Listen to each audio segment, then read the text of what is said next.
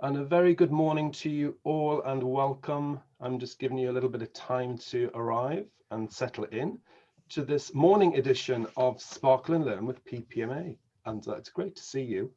And I hope everything's going well for you out there in this world. It's freezing cold here in Shoreham by Sea.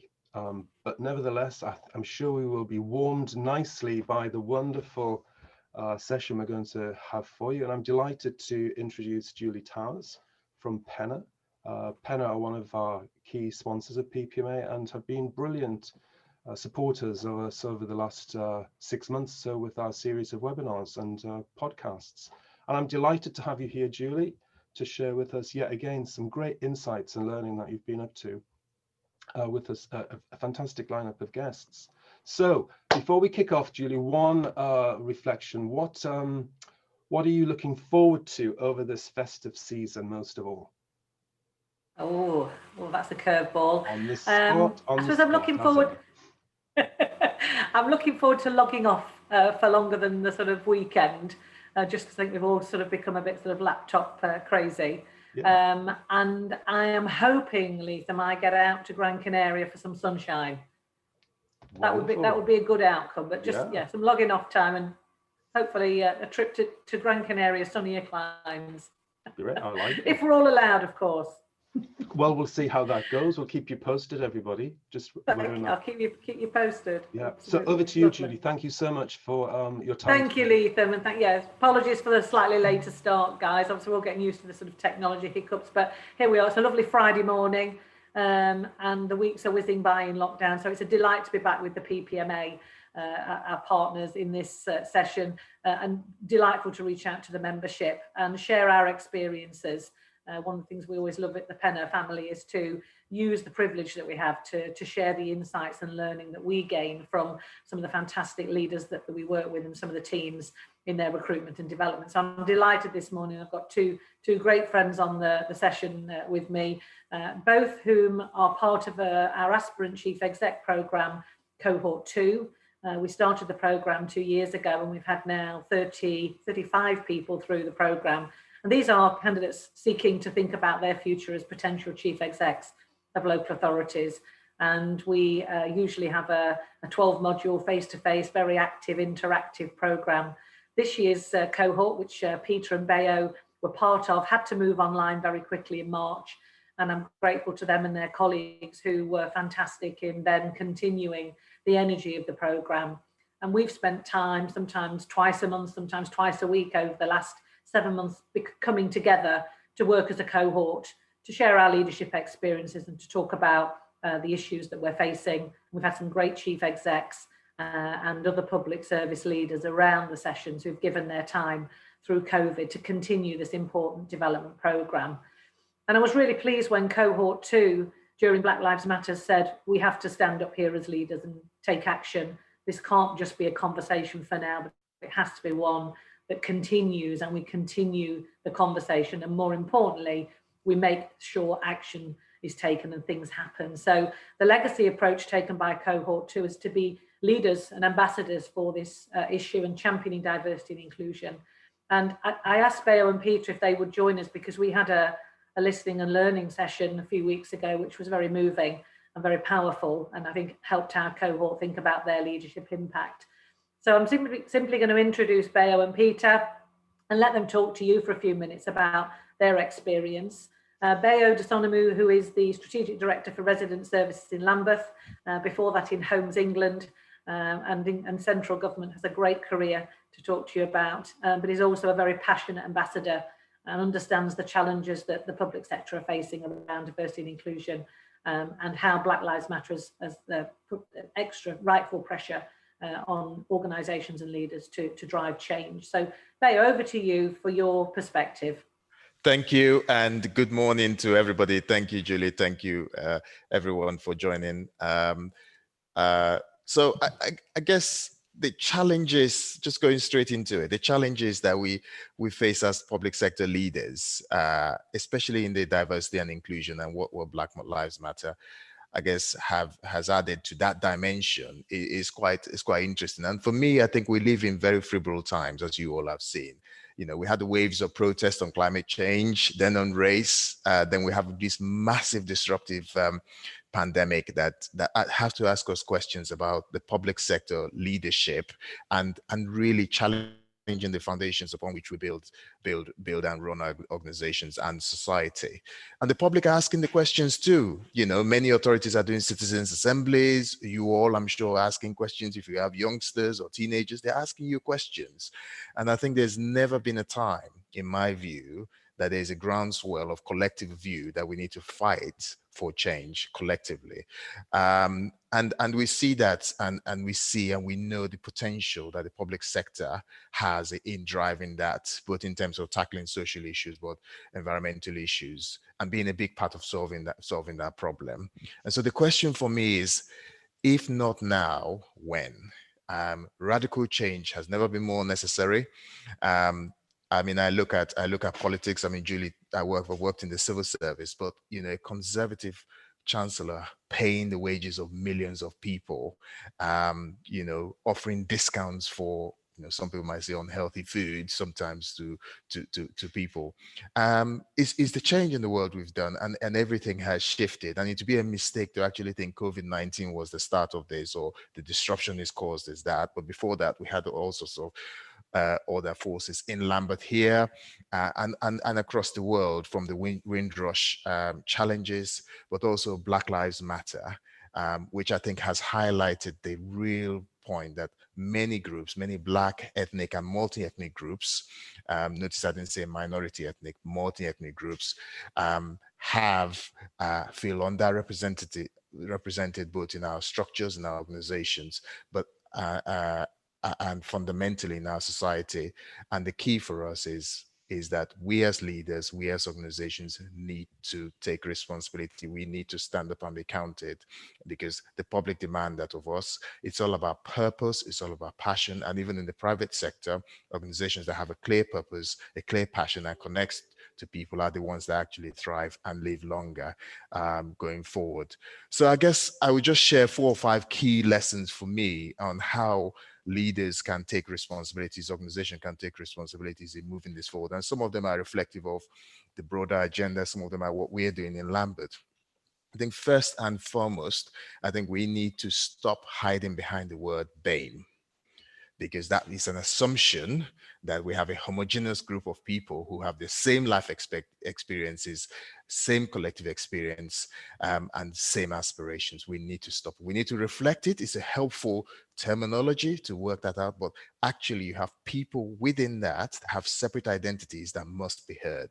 In the same way that we go out to our customers and we offer bespoke services to various groups. So in Lambeth, for example, we have a growing Latin American population that we need to be heard, and they will be heard. They're not just part of the BAME group, and because we have a few people in senior positions, that's done. We need to stop hiding behind that, and that's fundamentally a mindset shift. I think the other thing to note is we have a lot of diversity and inclusion programs. We have loads in Lambeth, and I know they're taking root. And I think it's something that over time will come forward and help challenge that. But I guess the big challenge for me is diversity, inclusion is about an attitude. One of the key things for me, philosophies for me, is I recruit for attitude and train for skill. And that for me is an interesting contrast, because when you do a technical assessment or a technical interview, does that cut across or inhibit my ability to achieve that? How do I think carefully in talking to Julie and others, who actually does that technical assessment? Is that person just reflecting himself or herself on that candidate? Because not everybody has the same opportunity. Not everybody has the same life experience. Nobody has the same technical qualifications, but it can be learned. The key is having that attitude and that passion. And that for me is fundamental. Organizations talk about flat structures. One of the fundamental problems we've had in Lambeth, and I know many local authorities have, is you have a situation where quite a lot of the senior staff are white, and the vast majority of staff that are doing the frontline roles are from multi-ethnic backgrounds. And if you look at the structure, there's a great jump between the lowest and the next there. And there's just no way in the world, despite the fact that you do make changes, that people actually progress through the ranks. And it's not easy. It's not easy, but we need to start thinking, do we have intermediate grades that we put training packages against to actually purposefully get people through there with the right attitude? We need to really want to do it and expect them to make mistakes and work that through. But it's about sitting back and looking at your organization and looking at your place and actually thinking, what do I want? The kind of strategic papers we write. What do I want? How do I want people to interact? How do I want this organization to work? Rather than hoping that, you know, development programs and speeches and discussions will somehow magic it into action. It has to be purposefully designed, and things have to be put in there. And I think the thing is that, just importantly, leaders don't go from being non-inclusive to being inclusive. It has to be through purposeful change of behaviors. Absolutely. And we have to have the right heart to do that. And I think just to sort of sum up, and I know there will be quite a few questions to say, is that these are just few examples of how we can create a representative workforce, how we can connect back with the community, and how we can be inclusive. I think the stepping stone is to champion the appointments of people, and the right people. When we talk about cultural change, we talk about change champions in organizations. Well, it's the same concept. How do we create change champions, and how do we create the right environments to get people through the ranks? And lastly, I would say we must make sure that the uprising, the passion that 15, 16, 17-year-olds of all races, ethnicity, backgrounds showed during the protest in early part of this year must not be seen as a tokenistic black square on your Instagram page or your Twitter page. We cannot be seen. It's not tokenistic. It has to be the beginning of a lasting movement. Because if we do that, we'll be more productive, we'll be better leaders, and society will change. But we have to challenge our thinking, and we have to be ready to be challenged as we go forward. I will stop there, Julie and Latham, and I'm sure that people will be interested in exploring these things more. Thank you very much, everybody. Thank you, Bayo, for the passion and rightful call to action. I'm delighted to hand over to Peter Gadston now, who is the Strategic Director for Customer and Digital at Brent, and delighted to welcome Peter as part of the Brent award-winning council team. And I'm really keen for you to hear from Peter, because I think they set out a very strong approach to developing both diversity in communities, but also in their workforce, with a very all-encompassing approach. So Peter, over to you. Thank you, Julia, and thank you, Latham, for the invite today. So, excuse me. Brent is a London borough, as most of you will know. It's, again, a very diverse London borough. I think we're nearly 40% of our residents' first language is in English. So all of the things that Bayo was saying about understanding your community, it runs really deep and through Brent and Brent members and Brent staff. We've always valued diversity. And if you look at the Brent logo, it's the rainbow colours. And, you know, and that's been done purposefully because of our desire to make sure that, you know, every community matters in Brent, and they're all included in what we do, and that includes staff. So as Julie said, we won Council of the Year this year, and it was on a diversity. You know, it was about Brent's diversity that we won it on, and we were also London Borough of Culture, and our strapline for that was London Borough of Cultures, because again, the whole thing was about encompassing all of the rich cultures that Brent has to offer. But I guess today I wanted to really focus a bit more on what we do with our staff and what Brent as a organisation, how it behaves and is around diversity. And again, as Bayo was saying, this is a behavioural and attitudinal thing, and it's got to pervade all of your policies and, you know, approaches and processes as well over time. And it has to start from the top, and you have to be open, and you have to want to talk about these issues. I think prior June and what happened in America with George Floyd, and then the riots in London, and I think Brent thought it probably was doing all it could. But I think that was like one of those reset moments where we all just reflected and said, well, are we doing all that we could? I mean, we always have an annual survey of staff. There's a lot of questions around race and bullying and all of those things. And we have 4 sort of staff networks that we fund. We give them a budget of £3,000 a year, and we leave them to develop their action plans around that. And they have a CMT sponsor. So, for example, I'm the sponsor for the Cultural Diversity Network. There's a disability network, a gender equalities network, and an LGBT plus network as well.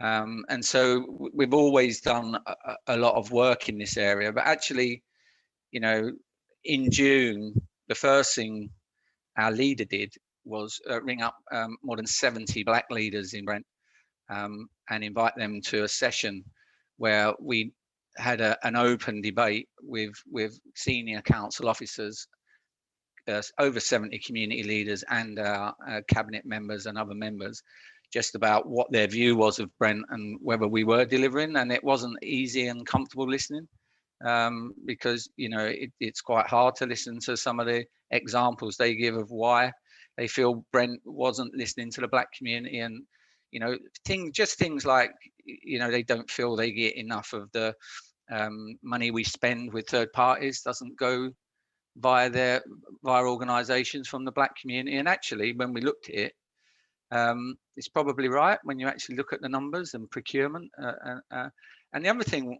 on reflection I was looking at, because I also lead on procurement in Brent, it's one of my portfolios.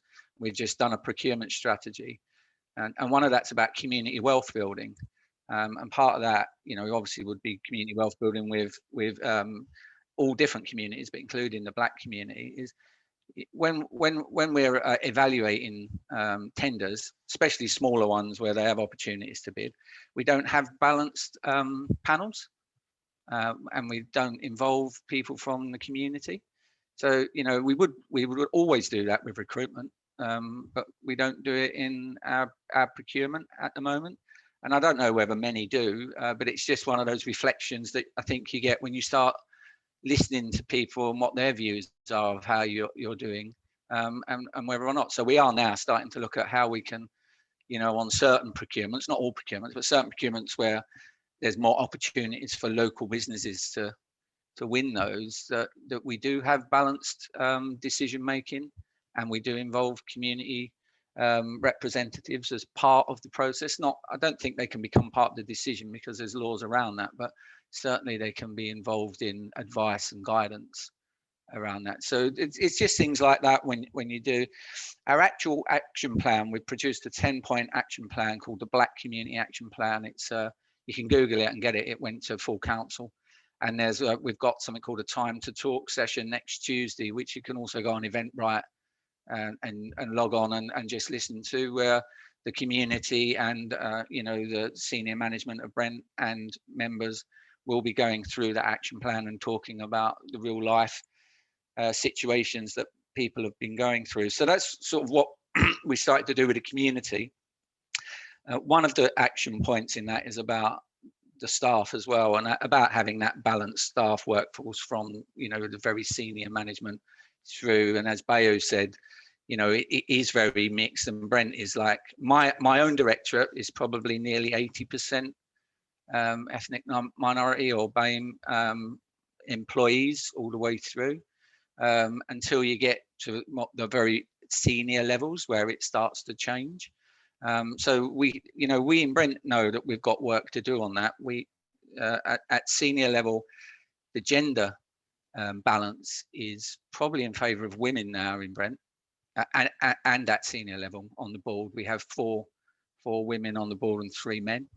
So the gender balance is now, and actually is probably flipped now in terms of the crossover that you do in some grades in Brent, but it hasn't on race and equality around BME, and that's, you know, still work that we're doing. So what we did with the first thing I did, I spoke to, because I sponsor the cultural diversity group, and there's 2 very inspiring black women that chair that. They're both senior lawyers in Brent, working on very difficult child protection cases. And they started a subgroup of a black workers forum that met weekly.